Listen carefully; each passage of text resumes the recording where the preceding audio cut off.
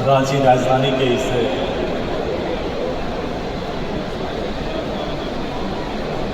Indoor stadium के इस सभागार में इस ऐतिहासिक क्षण में हमारे मंच में आसीन आदरणीय सभा के सभापति, आदरणीय इस मंच के संचालक, मैं तहे दिल से उनकी सजगता और संकल्प के इस बेहतर संचालन के बीच में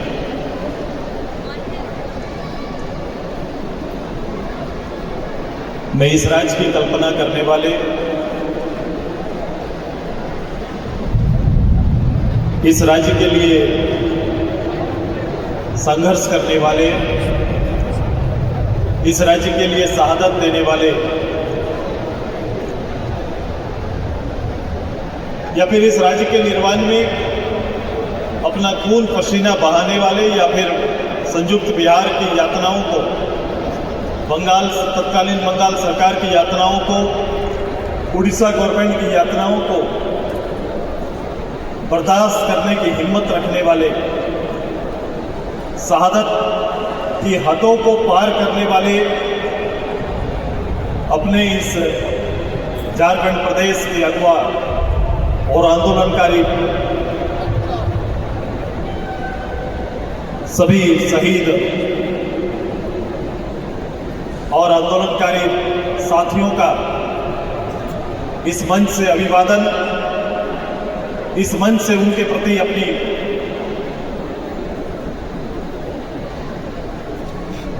दिल से अपनी भावना, उनके प्रति उनके आंदोलन को समर्पित करने वाला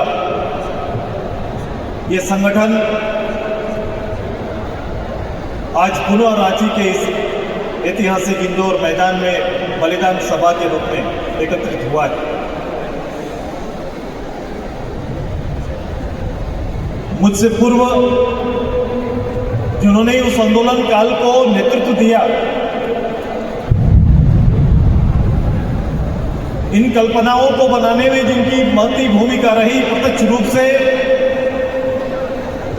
कई आंदोलनकारी साथी और अगवा हमारे इस मंच में है। मैं उनमें से आदरणीय संजय बसु मलिक जी, आदरणीय डॉक्टर देवशरण भगत जी और उनके साथ साथ आदरणीय बादल दा,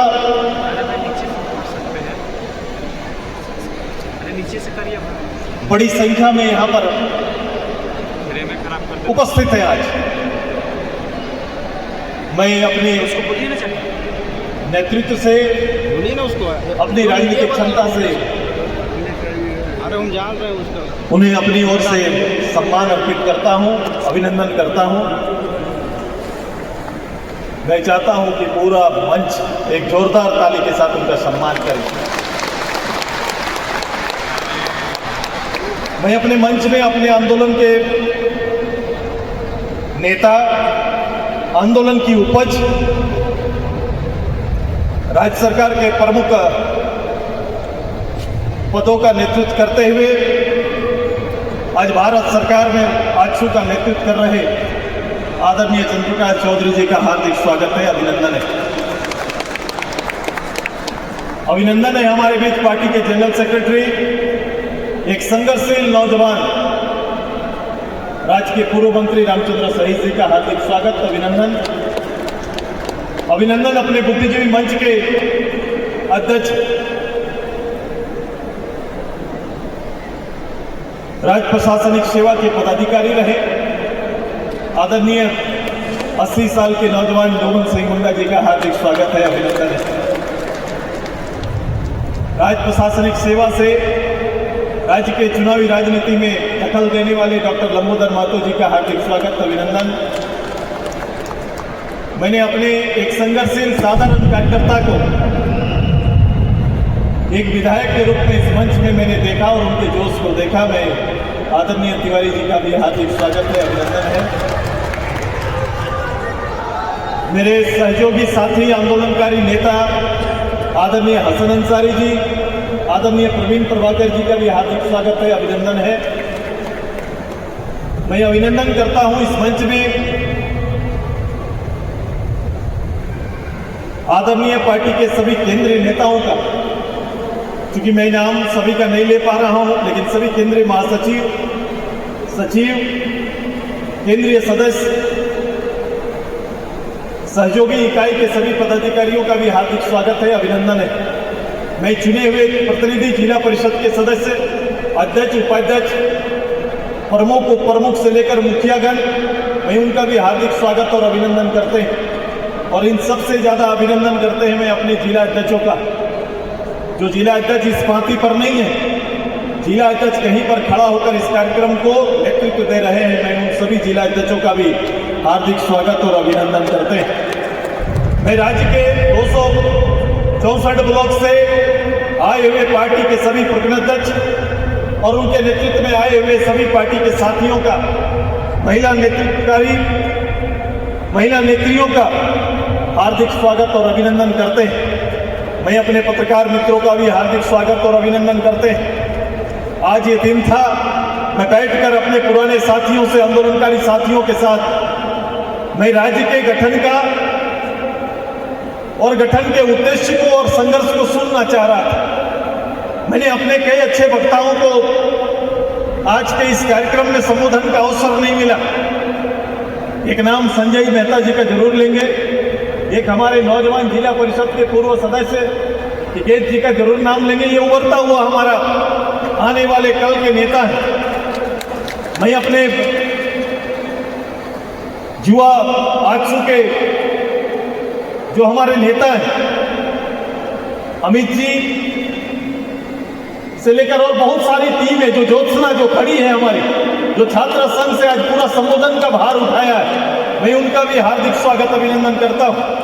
मैं अपने छात्र इकाई के आदरणीय अध्यक्ष और कार्यकारी अध्यक्ष वर्मा जी और कार्यकारी अध्यक्ष इधर है भाई, बड़ा बबलू मौज से रहता है, ताव से रहता है, अनक इनका शानदार है, तो इनका भी हार्दिक स्वागत है, अभिनंदन है। मैं इनके साथ हजारों टीम, मैं आज बदला हुआ आजसू देख रहा हूं। आजसू नए कलेवर में आज दिखाई दे रहा है। नौजवान ने फिर से of तेवर के साथ इस कार्यक्रम को फिर से बांधने का काम किया है। मैं कह रहा था कि मैं अपने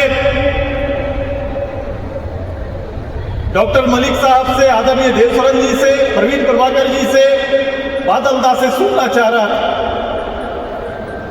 आंदोलन की गाथाओं को सुनना चाह, मेरा काफी मन लगता है। मेरे बिताए हुए समय अपने आप में एक कहानी है, लेकिन मुझे यह प्रतीत होता है कि ऐसी कहानी उस समय के हजारों नौजवानों ने रचा हुआ है। मैं एक साधारण अदना कार्यकर्ता वहां से यहां तक पहुंच गया, तो मेरी कहानियां आएंगी, लोग सुनेंगे, जानना चाहेंगे, लेकिन ये बलिदान दिवस उनको समर्पित है कि जहां बरगद के छांव में ऐसे हजारों नौजवान की कहानी अभी तक गढ़ी नहीं गई, पढ़ी नहीं गई, उनको समर्पित करने के लिए आज हम लोग सब यहां पर आए। लंबे समय से किए हुए 2-4 घटनाओं को हमेशा लोग चर्चा करते रहते हैं, लेकिन मैं मानता हूं ये 2-4 लोगों के निर्णय से प्रदेश नहीं बनाना, प्रदेश का गठन हुआ। 2-4 राजनीतिक घटना से ये चीजें नहीं बनी। जिस लड़ाई को मैंने उस स्तर को समर्पित किया है, मैंने कहा था और मैं लगातार कहता हूं, देश के अंदर लड़ी गई आजादी की लड़ाई, जो लगभग 200 या उससे ज्यादा समय तक लड़ा गया 200 साल से ज्यादा, अलग अलग रूप और स्वरूपों में, अपने ही देश के अंदर अपने राज्य और हक हुकुम के लिए, अपनी भाषा संस्कृति की अस्मिता को सुरक्षित रखने के लिए अगर कोई लड़ाई सबसे ज्यादा लंबा इस देश के अंदर चला है तो वो झारखंड आंदोलन है। इससे दूसरा उदाहरण कोई नहीं। लेकिन इस झारखंड आंदोलन की एक बड़ा हिस्सा, बड़ा भाग शायद हमारे छोटा नागपुर में, ये कोल्हान और इस धरती से भी ज्यादा आगे बढ़कर जो आंदोलन में भाग लिया, हिस्सा लिया, वो बंगाल का। मैं बंगाल के उन साथियों का भी अभिनंदन करता हूं जिन लोगों ने न केवल खुद को झारखंड का हिस्सा मानकर एक लंबा इतिहास आंदोलन का बनाया, बल्कि आज हम ऋणी हैं कि जो राजनीतिक दबाव उनके कारण बना वो कहीं ना कहीं झारखंड उदय का हिस्सा बना। बंगाल के लोगों का योगदान, पुरुलिया, मेदिनीपुर, बांकुड़ा के लोगों का योगदान झारखंड अधिराज्य के निर्माण में बढ़ चढ़ कर रहा है। आज उनका राजनीति में, उनके आंदोलन में या उनके वजूद आज कहां खोया हुआ है। लेकिन मैं मानता हूं कि अगर बलिदान दिवस पर हम राज्य को और राज्य के संघर्षित लोगों को याद कर रहे हैं तो बंगाल के साथियों को अलग रखकर ये संभव नहीं हो सकता।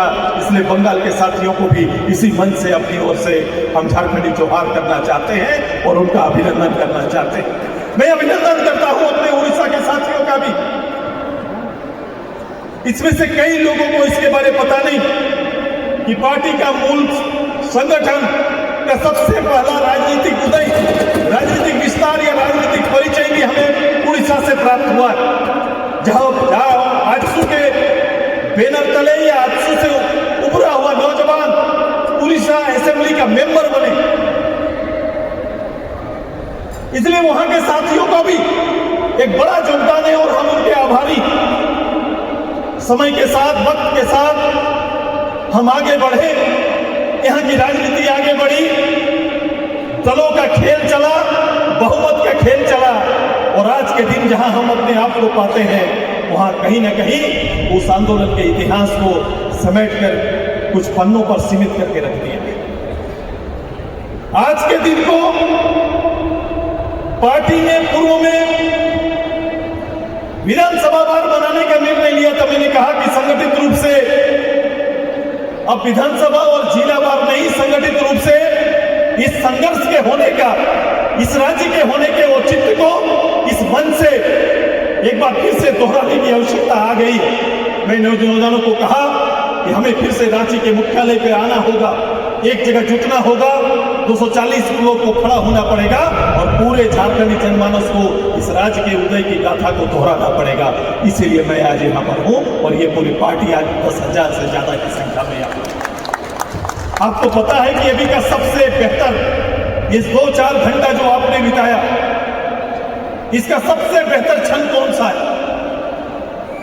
ये 4 घंटा बिताया हुआ जो समय बीता, उसका सबसे बेहतर क्षण उस समय जब हम सब खड़े हुए, लगभग 10,000 प्रतिनिधि प्रदेश के अलग अलग भाग से आप लोग आए, अपने अपने जगह पर हमें खड़ा होने के लिए कहा गया। हम खड़ा हुए और अपना मस्तक को उन आंदोलनकारी के सामने झुकाकर उन्हें अभिनंदन करने का काम किया। आज का सबसे बड़ा दृश्य राजनीति में और राजनीति करने वाले की वर्तमान व्यवस्था या नेतृत्व करने वाले की वर्तमान व्यवस्था राजनीति के मूल्यों को और आंदोलन के मूल्यों को नहीं समझ सकती है। उसी का परिणाम आज है। तार्किक रूप से बातों को मैं रख रहा हूं, उत्तेजना बस हमारे पार्टी के पदाधिकारी निश्चित रूप से अलग अलग रूप से इस बात को रखते हैं, लेकिन मैं कह सकता हूं राजनीतिक जिम्मेदारी के साथ लोगों को राजनीति देखने की आदत सरकार और विधायक और पार्लियामेंट मेंबर की गिनती से होती है। मुझे राजनीति देखने की एक अलग लालसा है। कितने बड़े प्रदेश का दायित्व अगर किसी राजनेता के हाथ में है तो प्रदेश के समग्र जनता की भलाई का चिंता, चिंतन और राज्य के उदय का और राज्य के भविष्य का चिंता अगर उसके ध्यान में ना होगा तो ऐसे राजनेताओं का होना बेकार है। ऐसे 10 मुख्यमंत्री आएंगे चले जाएंगे, कोई फर्क नहीं पड़ता है। मैं उसकी कल्पना कर रहा हूं और उसे मैं बनाना चाहता हूं। मेरी तैयारी वहां की है। वर्तमान गठजोड़ वाले, जीत हार का मुद्दा रखने वाले और उस पर खुश होकर डंका बजाने वाले हमारे राजनीतिक चिंतन के सामने इतनी भी नजर नहीं आएंगे। वो मेरे बराबर खड़ा नहीं हो सकते क्योंकि उनके जिद में ये प्रदेश और प्रदेश के आम आवाम नहीं है। हमारे जिद में ये प्रदेश और ये प्रदेश के समग्र जनता और आम आवाम है। मुझे चिंता है।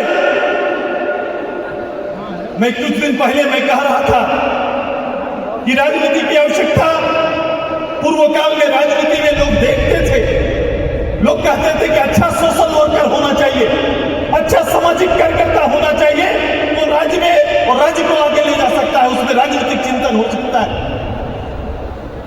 लेकिन आज का ये दौर आया है साथी, ये 2-5-10 साल से अब सोशल वर्कर नहीं, सोशल मीडिया से सारा चीज चल रहा है। राजनीति और लोकतंत्र में और लोकतंत्र की व्यवस्था को अगर मैं एक ड्रामा का हिस्सा केवल बना दे, एक पिक्चर और ड्रामा का हिस्सा की तरह देखने लगे तो बहुत मुश्किल होगा। एक बहुत मुश्किल दौर से हम आगे जाने वाले हैं। चूंकि राजनीतिक वास्तविकता जड़ में होती है, गांव में होती है, चौपाल में होते हैं। राजनीति में अगर कोई बड़ा परिवर्तन आ रहा है, कोई बड़ा चेंज आ रहा है, उसकी हकीकत अगर सामने ना आए, बनाई हुई बात अगर परोसा जाए, तो हम अपने राज्य को, अपने प्रदेश, अपने लोग, अपने देश को हम किधर लेके जा रहे हैं, हम कहां ले जाना चाहते हैं। इससे तो अवसर मिल जाएगा, पद पर आ जाएंगे, योग्यता उसकी मानक से हट जाएगा। मैं एक देश का दौरा करके मैंने वहां पर लोगों ने मुझे पूछा कि भाई आप में और हम में, मेरे इस लोकतंत्र में, मेरे देश में और लोगों की सोच में अंतर क्या है। मैंने कहा कि हमारा लोकतंत्र तो सबसे बड़ा, सबसे मजबूत है, लेकिन कहीं ना कहीं उसके नेतृत्व पर अगर आज अभाव हम पाते हैं तो उसका फर्क का सबसे बड़ा कारण है कि हम लोग लोगों को चुनने के बाद देखते हैं, वहां देखने के बाद चुनते हैं। ये दोनों फर्क है। यहाँ पर चुनाव के समय लोग कहते हैं कि भाई देखते हैं इस बार ये क्या करता है, ये सोच के चुनाव करते हैं, और वो देश पहले देखता परखता है, उसके बाद चुनाव करता है। यही दोनों में जमीन आसमान का फर्क है। ये एक बुनियादी अंतर है जिसको लेकर नीचे हमें जाना पड़ेगा। मैं बलिदान के इस मंच से केवल बलिदान दिए और संघर्ष को एक दस्तावेज बनाकर किताबों पर कुंद करना नहीं चाहता, बल्कि वास्तविक उसका राजनीतिक चरित्र झारखंड में लाना चाहता हूं। इसीलिए आज संघर्ष करना चाहता है, मेरा दल संघर्ष करना चाहता है, मेरा दल आगे बढ़ना चाहता है, मेरा दल मेहनत करना चाहता है। मैं एक अपील अपने पार्टी के कार्यकर्ताओं से करना चाहता हूं कि राजनीति आसान नहीं है। जिस बुनियाद पर पार्टी को हमने तैयार किया है, इस बुनियाद की राजनीति आसान नहीं है। जोड़ तोड़ से लोग आगे चले जाएंगे, मैं फिर दोहरा रहा हूं। लेकिन आज इस प्रदेश को यदि किसी बात की जरूरत है तो 81 विधायक से इतर एक समझदारी से, एक चीज चिंता लेकर राजनीतिक दूरदृष्टि और एक नई सोच को आगे ले जाने की आवश्यकता है, जिसमें काम करना पड़ेगा, जिसमें मेहनत करना पड़ेगा और आपको उस अनुसार ढलना पड़ेगा। ये राजनीतिक शिखर, ये राजनीतिक ऊंचाई या फिर ये प्रदेश आपका होगा, इसमें कोई ताकत नहीं है जो आपको रोक सकती है। केवल अपने विचार का प्रचार प्रसार में कंजूसी न करना। अगर आपने कंजूसी छोड़ दी, आजसू के उसी धार को फिर से स्थापित कर लिया, आज का पहला वचन इसी बात पर बनेगा कि 86 से लेकर 2000 तक का वो आजसू जिसके पास प्रत्यक्ष रूप से एमएलए नहीं, जिसके पास प्रत्यक्ष रूप से पार्लियामेंट मेंबर नहीं, जिसका कोई सपोर्ट नहीं, अगर ऐसे संघर्ष ने अलग राज्य के उदय को सार्थक बनाने में सबसे बड़ा रोल किया, तो आज फिर से वही समय आ गया है कि इस राज्य के अंदर वैचारिक गिरावट और नेतृत्व के अभाव को और जन सरोकार के विषयों को पूर्ण रूप से अगर यथावत उतारना चाहते हैं तो आज के बाद से आपका संघर्ष प्रारंभ हो जाना चाहिए। उसी तर्ज पर जैसे 86 से लेकर 2000 तक का संघर्ष रहा, उसी तर्ज पर फिर से आंदोलन का शपथ और संकल्प आज लेने का ये आज मंच है। इसी मंच से आपको बात कई चीजों को त्यागना पड़ेगा। अंतरिम रूप से अपनी पार्टी के अंदर मैं चाहता हूं कि पार्टी के विस्तार के कार्यक्रम में अच्छे लोगों को, अच्छे लीडर को आना पड़ेगा और उनमें इस प्रदेश के प्रति समर्पण आपको दिखाना पड़ेगा, लोगों के प्रति समर्पण दिखाना पड़ेगा। मैं आज आंदोलन के इस शीर्ष पटल पर खड़ा होकर मैं आपको यही अपील करता हूं। मैं सामने इसके पाठ पर आता हूं। जिस सरकार, वो जो सरकार चल रही है, मेरे लोगों ने सरकार के कामों पर चर्चा किया, सरकार के होने के कीमत पर सवाल खड़ा किया। यह सवाल आज भी विद्यमान है और क्यों हकीकत है, क्यों ये आज के दिन में लोगों के जहन का विषय बना हुआ है, इसको समझना पड़ेगा। देखो ये सरकार का गठन, मैं जानता हूं जिस पार्टी का नेतृत्व यहां पर है वो भी झारखंड आंदोलन का हिस्सा रहा, एक बड़ी लड़ाई का हिस्सा रहा, लेकिन इनकी लड़ाई में विधायक आए, सांसद आए। मैं कह रहा था दादा से, इस राज्य में 32 विधायक लेकर झारखंड पार्टी आया, अलग राज्य नहीं बना। 22 विधायक लेकर झारखंड मुक्ति मोर्चा आया, अलग राज्य नहीं बना। ये अलग राज्य को खींचना चाहते थे। केवल हजारों कार्यकर्ता का हॉस्टल कॉलेज से निकलकर अपने जान की हद तक का एक संघर्ष ने प्रदेश देने का काम किया, और एक ईमानदार पहल भारत सरकार के आदरणीय अटल जी का, उनके प्रयास से यह संभव हो पाया। अब देखो, वोट के और जीत का आंकड़ा लेकर शासन में बैठने वाला सबसे बड़ा विषय जो झारखंड और झारखंड की परिचय की बात करते रहे हैं, जिसका नेतृत्व करता हमेशा लोगों को ये याद दिलाते रहा कि ये हमारा झारखंड है। अपने ही झारखंड के अंदर अपने परिचय की गुहार लगाते हुए हम लोग हैं। प्रदेश अपना, और अपने ही प्रदेश के अंदर अपना परिचय झारखंड के नौजवान खोज रहा है। यही चल रहा है 25 साल के सफर में। इस 25 साल के सफर में और एक विषय है कि झारखंड कौन, आंदोलनकारी कौन। ये आंदोलनकारी चिन्हितीकरण का कार्यक्रम 25 साल से चल रहा है। ये आंदोलनकारी कौन है? कभी कभी तो इस विषय पर सवाल खड़े हो जाते हैं। आप देखोगे कि आंदोलनकारी कौन, आंदोलन किसने किया। भाई आज के दिन में उसका एक दुकान खुल गया है कि आंदोलनकारी चिन्हितीकरण आयोग, मैं बड़ा ईमानदारी से इस बात को कह रहा हूं, एक दुकान खोला गया है जहां पर आप ब्लॉक में सर्टिफिकेट बनाने के लिए जिस तरह से घूस पे चलता है उस तरह से आवेदन लिया जा रहा है, भरा जा रहा है और उन्हें आंदोलनकारी घोषित किया जा रहा है। ये काम चिन्हितीकरण के नाम पर चल रहा है। ईमानदारी से कई लोगों के नाम आप ऐसे पाएंगे जिनका कोई योगदान उस क्षेत्र में नहीं है, लेकिन जिनका योगदान है उनका नाम उस लिस्ट में अभी तक आया ही नहीं। मैं गुरुजी और हेमंत जी से आग्रह करूंगा, इस प्रदेश से लड़ने वाले लोगों का स्पष्ट पहले चिन्हितीकरण करिए कि इस प्रदेश के लिए संघर्ष करने वाला कौन है। अभी तक यह 5 वर्षीय योजना बन के रह गया। मैं उससे आगे आता हूं कि पहले पहचान के नाम पर सरकार बना, सरकार विकल्प के रूप में आया कि माटी का पुत्र है, भूमि पुत्र है, आएंगे तो यहाँ के लोगों का कल्याण करेंगे। इस उत्साह को उन्होंने और 4 गुना कर दिया। उन्होंने कहा कि हम आएंगे, इस प्रदेश के नौकरियों के दरवाजे खोलेंगे। अब मुझे बताओ, इस प्रदेश के नौजवानों की तादाद आज के दिन में, पिछले 5 साल 25 लाख नौकरी। मैं हाउस में था, मैं खड़ा होकर मैं चुनौती दिया